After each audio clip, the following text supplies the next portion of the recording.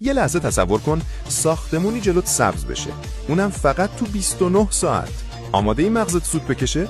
اینا دیگه ساختمون سازی معمولی نیست. این یه جور مونتاژ کارخونه‌ایه. نه خبری از آجر، نه بتون سازی، نه هیچی از اون شلوغکاری‌های قدیمی. کارگرا دقیقاً مثل تکنسینایی میمونن که دارن یه سازه غول‌پیکر رو مثل پازل فولادی قطعه به قطعه با پیش و مهره کنار هم میچینن.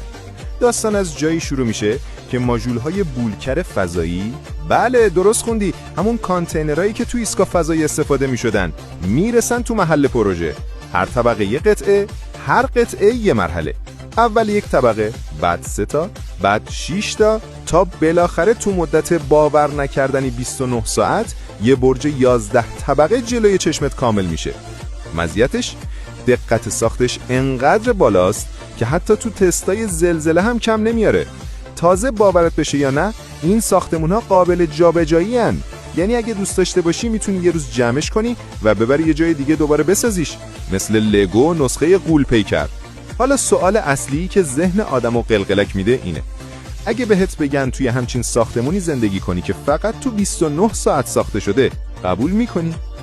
یا فکر میکنی آینده شهرهای ما همین سبک ساخته بشه؟